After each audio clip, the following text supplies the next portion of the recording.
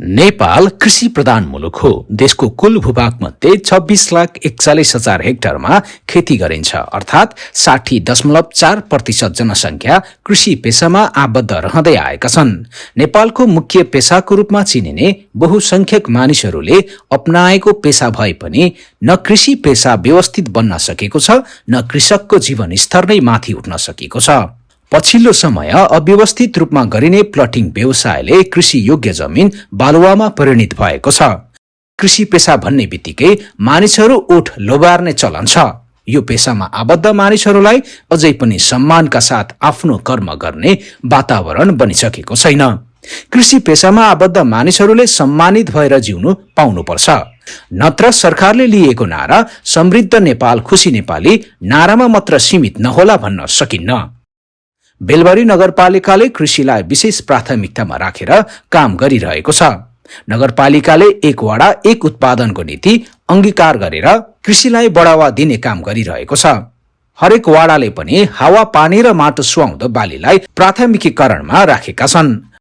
वडा कार्यालयहरूले पनि नगरको नीति अनुसार कृषिलाई विशेष महत्त्व दिएको देखिन्छ। 11वटा वडामा विभाजित यस नगरपालिकालाई कृषिमा आत्मनिर्भर बनाउने गरी काम भइरहेको प्रमुख प्रशासकीय अधिकृत प्रदीप शाह बताउँछन्। कृषिको विकासले मात्र देशमा समृद्ध सम्भव हुने भएकोले नगरपालिकाले कृषिलाई विशेष महत्त्व दिएको बेलबारी नगरपालिकाका प्रमुख ज्ञानेन्द्र सुवेदी बताउँछन्। गरिबसँग नगरपालिका कार्यक्रम मार्फत नगरका गरिब तथा विपन्न जनताको जीवन स्तर माथि उठाउन सकिने नगर प्रमुख सुवेदीको ठहर रहेको छ।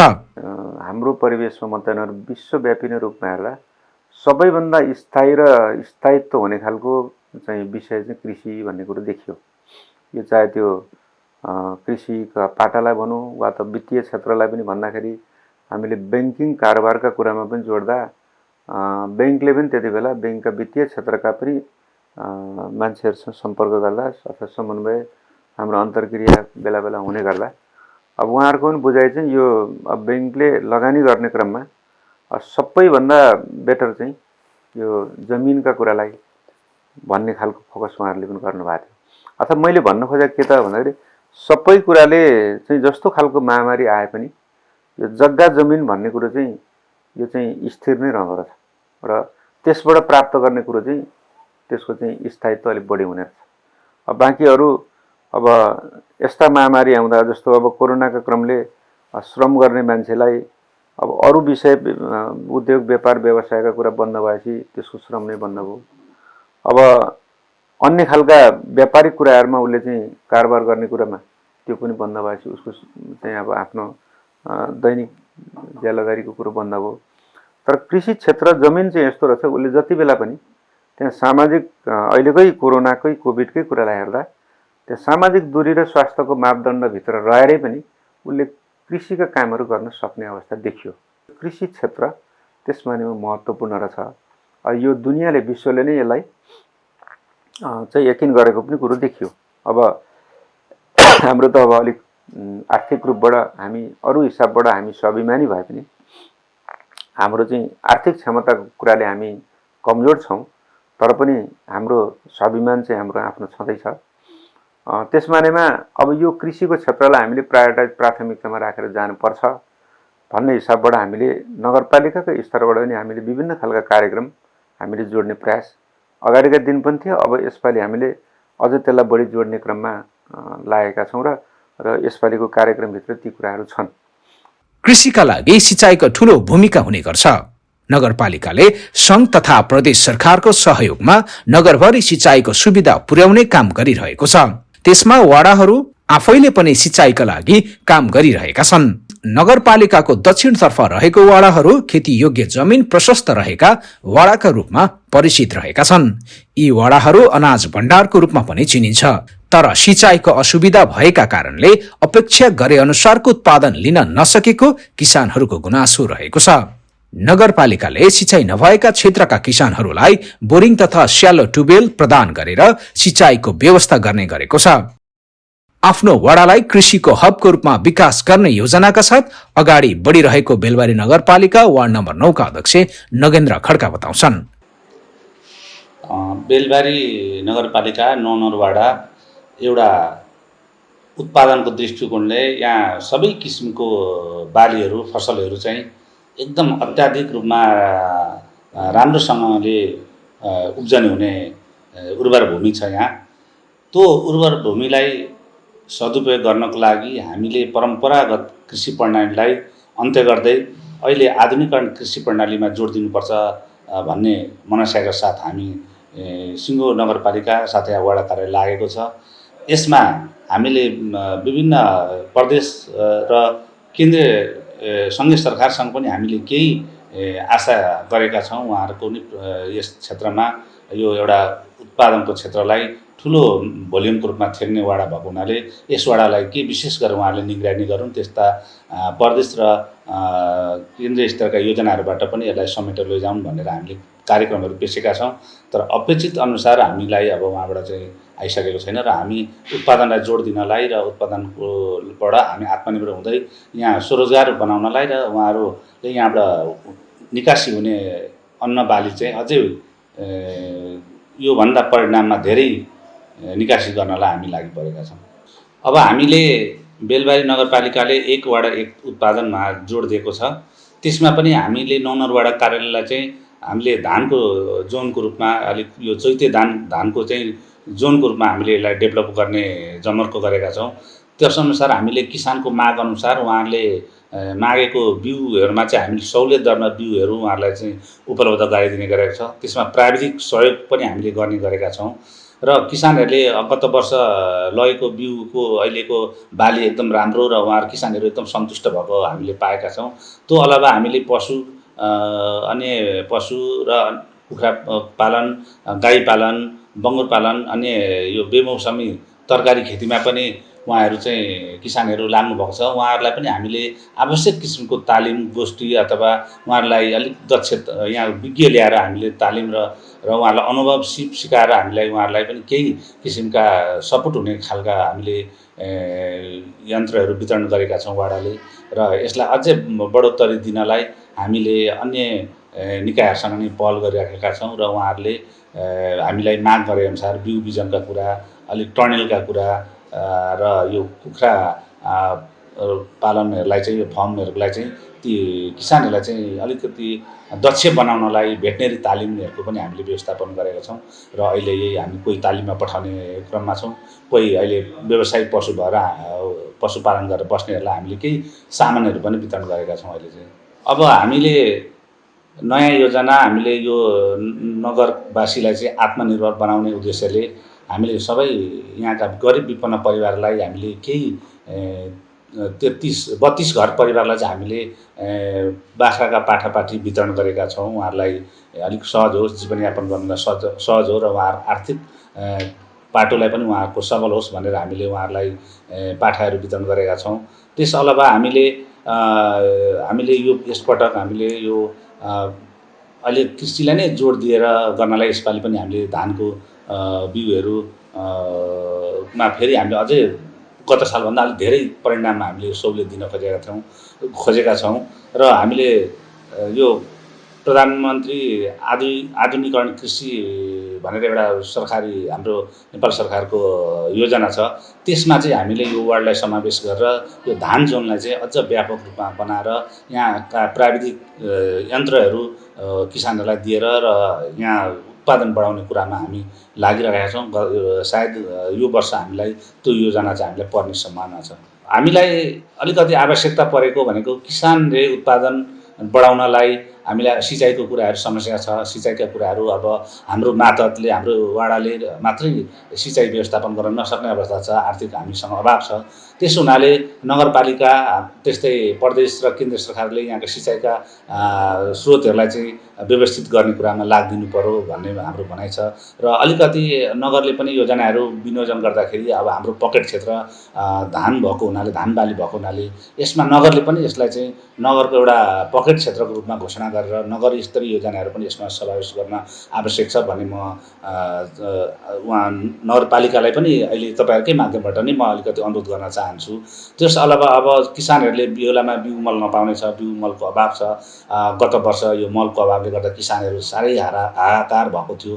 त्यसको नि अन्त्य गर्नुपर्छ र मल बिउमा किसानहरूलाई अलिकति केन्द्रीय सरकारहरूले र प्रदेश सरकारले पनि अनुदानको रूपमा अलिक सस्तो सुलभ रूपमा उपलब्ध गराउनुपर्छ भन्ने मैले ठानेको छु। त्यस अलावा र किसानहरूले उत्पादन गरेको वस्तुको बजारको जुन मूल्य एकदम न्यून छ, उहाँहरूले बजार भाउ जुन आफूले धेरैभन्दा धेरै लगानी गरेर उत्पादन गरेको चिज चाहिँ उहाँहरूले बजारीकरण गर्दाखेरि चाहिँ एकदम समस्या। अब अहिले जुन धानको भाउ नै अब अहिले 600-500 रुपियाँ मन प्रति मन बेच्नुपर्ने अवस्था छ, तर उहाँहरूको लागत चाहिँ 1 मन धान उत्पादन गर्नलाई लगभग जति खर्च हुन्थ्यो अहिले आम्दानी त बेच्दा पनि त्यसको भरपुर नहुने अवस्थामा सरकारले पनि उहाँहरूले उत्पादन गरेको चिजको चाहिँ बजार मूल्य चाहिँ अलिकति यथोचित नभएको अवस्था छ। यसलाई चाहिँ मूल्य निर्धारण प्रक्रियामा चाहिँ सरकारले ध्यान दियोस्।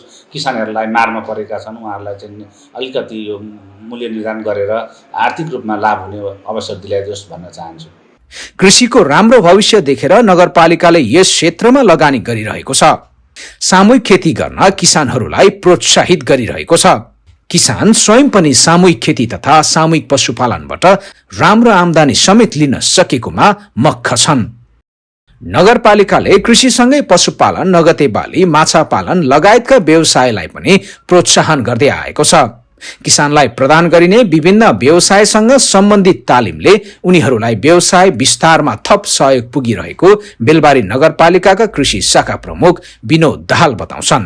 सुरुदेखि नै कृषिका विभिन्न क्षेत्रमा सहयोग कार्यक्रम सञ्चालन गर्दैछौँ। जस्तो तालिम, सिप विकासका तालिमहरू, अनि मेसिन औजारका सामग्रीहरू सहयोग गर्ने कार्यक्रमहरू, बिउ बिजन, त्यस पछाडि तपाईँको रोग किराको कुरा र कतिपय अवस्थामा बजारीकरणको कुरामा पनि हामीले सहयोग गर्दै आइरहेको अवस्था छ। जस्तो विशेष गरी हामीले मेसिन उपकरणमा चाहिँ हामीले सुरुमा पावर टिलर लगाएर जोत्नको लागि अथवा जोत खन्नको लागि सजिलो हुने मेसिन उपकरण वितरण गरेका छौँ। त्यस्तै गरी तपाईँको कतिपय अवस्थामा चाहिँ जस्तो हाम्रो मकै छडाउनलाई धेरै समस्या हुने कारणले गर्दाखेरि चाहिँ मकै छडाउने मेसिनहरू पनि हामीले अनुदान वितरण गरेका छौँ। अनि कतिपय अवस्थामा चाहिँ सिँचाइको समस्या भएका ठाउँहरूमा चाहिँ हामीले बोरिङ गाड्नको लागि पनि हामीले अनुदानमा सहयोग गर्ने कार्यक्रम हाम्रो रेगुलर एकदमै निरन्तर रूपमा चलिरहेको अवस्था छ।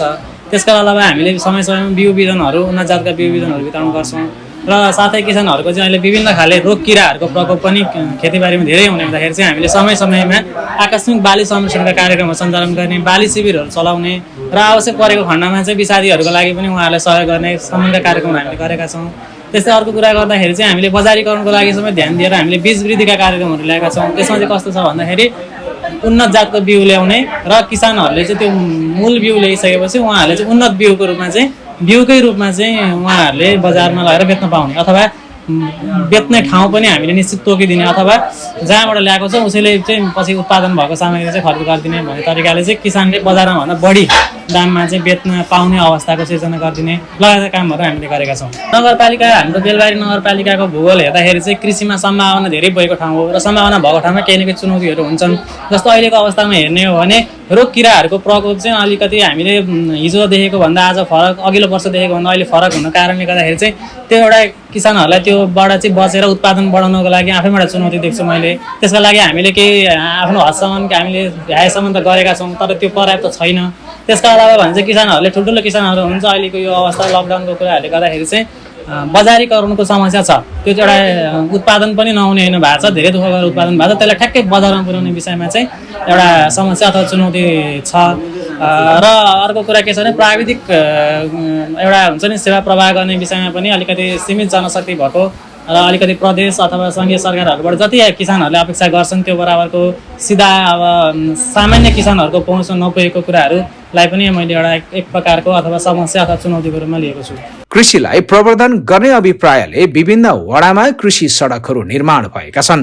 यस्ता सडकहरूलाई कृषि कार्यमा सहयोग पुग्ने गरेको बेलबारी नगरपालिका वार्ड नम्बर 6 का अध्यक्ष उदय बहादुर राई बताउँछन्। बेलबारी नगरपालिकाको 6 नम्बर वार्ड पनि कृषिको लागि उर्वरा जमिन हो। त्यस अर्थमा हामीले कृषिको लागि बेलबारी वडा नम्बर 6 ले पहिलो वर्षदेखि नै ठुलो लगानी छुट्याउँदै आएको छ। जस्तै बाँध, कुलो, कुलेसो, पानीको लागि, सिँचाइको लागि, बिउ बिजन आदि इत्यादि पकेट क्षेत्र भनेर हामीले चाहिँ मकै पकेट क्षेत्र सम्भवतः नगरपालिकाकै पहिलो वार्ड नै हामीले सुरुमा घोषणा गरेका थियौँ त्यस अर्थले अन्य पाटो सँगसँगै हामीले चाहिँ कृषिमा बाटोलाई पनि पहिलो प्राथमिकता दिएका छौँ, जसले गर्दाखेरि त्यहाँ भएका अहिले कृषि मार्ग एउटा जो चाहिँ ठुलो ब्लक करिब 500 हेक्टर जति जमिन एउटा ब्लक थियो, त्यो ब्लकमा चाहिँ बाटो नभएर त्यहाँका किसान दाजुभाइहरू एकदम दुःखमा हुनुहुन्थ्यो। जस्तै ट्र्याक्टर लानु पर्यो, अब त कृषि आधुनिक खेत प्रणाली खेतीतिर जाँदैछ, त्यो भएको हिसाबले ट्र्याक्टर लानु पर्यो, जोत्ने स्रोत साधन बोक्नको लागि मेसिनरी चिजहरू लानु पर्थ्यो, त्यो थिएन। त्यो अर्थले हामीले त्यसलाई कृषि मार्ग नै भनेर चाहिँ त्यसमा बाटो खोलेर साइडबाट चाहिँ पैनी कुदाएर अनि त्यसलाई चाहिँ ठाउँ ठाउँमा कल्भर्टहरू राखेर अहिले त्यो हामीले एउटा कृषिको लागि उर्वर ठाउँ छ। त्यस्तै अर्को बनोल टोलमा हामीले कल्भर्ट जो चाहिँ खेतीसम्म जानुको लागि एउटा खोला पार गरेर जानुपर्थ्यो, त्यहाँनिर हामीले एउटा कल्भर्ट लाएर त्यहाँका चाहिँ किसान दाजुभाइ दिदीबहिनीहरू अहिले धेरै सजिलो तरिकाले आफ्ना बालीहरू भित्राउने, लाने, जोत्ने, ट्र्याक्टर लाने, थ्रेसर लाने आदि इत्यादि सहज भएको छ। नभए त्यहाँ बर्खामा कति ट्र्याक्टरहरू पल्टेर धान समेतको ट्र्याक्टरहरू लोड गरेर ल्याउँदा पल्टिने गर्ने धेरै दुःख थियो, अहिले त्यो पनि हामीले गऱ्यौँ। त्यसै गरी बनोलमै एउटा चाहिँ बनोल चोकदेखि उत्तरपट्टिकोमा चाहिँ त्यस्तै नहरमा चाहिँ कल्भर्ट थिएन, त्यहाँ पनि वर्षै नै दुःख थियो, त्यहाँ पनि हामीले गऱ्यौँ। त्यसै गरी हामीले सीमाबान्धमा पनि एउटा चाहिँ कृषिकै बाटोसँगकै लागि एउटा चाहिँ कल्भर्ट आरसिसी पनि गरेका छौँ। अन्य पूर्वाधारहरू कृषिको लागि धेरै गरेका छौँ। त्यो सँगसँगै हामीले चाहिँ ट्रान्सपोर्टेसन बाटोको लागि पनि हामीले चाहिँ ठुलै लगानी गरिरहेका छौँ। जस्तै बेलबारी नगरपालिकामै तथ्याङ्क हेर्ने भने करिब 46% जनताहरू कृषिमा निर्भर छ, त्यो तथ्याङ्कले भन्छ। त्यसैको खातिर हामीले चाहिँ कृषिलाई नै बढी उर्वरा हुने वार्डहरूलाई चाहिँ अलिकति विशेष प्याकेज नगरबाट पनि हामी वार्डबाट एउटा सिलिङ जान्छ, एउटा निश्चित सिलिङ जान्छ। त्यो सिलिङले गर्नु खोज्दै पनि पर्याप्त हुँदैन, तर एउटा निश्चित एउटा चाहिँ प्याकेज जानुपर्छ भन्ने मेरो पहिलोदेखिको धारणा थियो। अब विभिन्न कारणवश अब ती केही जान सके, केही जान सकेनन् निश्चित रूपमा। त्यही माथि हामीलाई चाहिँ सिँचाइको क्षेत्रमा अब कृषिमा सबभन्दा ठुलो सिँचाइको भूमिका हुन्छ। सिँचाइको क्षेत्रमा हामीलाई सुनसरी मोरङ सिँचाइ योजनाको चाहिँ लोन्द्रा खोलामा भएको साइफन र पुल हामीलाई बाढीले बगाएपछि हामीलाई त्यहाँका कृषक दाजुभाइ दिदीबहिनीहरूलाई अप्ठ्यारो परेको थियो। त्यो पनि एउटा ठुलो हामीलाई समस्याको रूपमा खडा भयो। खैर अहिले यो वर्ष सम्पन्न भएर यो वर्ष पानी सुचारू हुँदैछ। त्यो अर्थमा अबका दिनहरूमा सिँचाइको लागि नहर दक्षिण चाहिँ लगभग समस्या सावधान भएको छ। तर पनि कति गर्न चाहँदा योजना हुँदै पनि अब विभिन्न अब यो चाहिँ स्थानीय तह, प्रदेश सरकार, केन्द्रीय सरकारको चाहिँ यो 3 तहको सरकारको आपसी नीतिगत कानुनी रूपमा कुरा नमिलेर पनि योजना हुँदै पनि काम गर्न नसक्ने अवस्था, विविध प्राविधिक रूपले अब गर्नु अलिकति नसकिएको, योजना हुँदै पनि बजेटको अभावले, कानुनको अभावले त्यो चाहिँ पाटो छँदैछ। तर र पनि हामीले समग्रमा हामीले देखेका सपनाहरू, हामी निर्वाचित हुनुभन्दा अगाडि हामीले घोषणापत्रमा तयार गरेका कुराहरू लगभग धेरै पुरा गरेका छौँ। करिब हामीलाई चाहिँ 80-90% भन्दाको हाराहारीमा हामीले पुरा गरेका छौँ।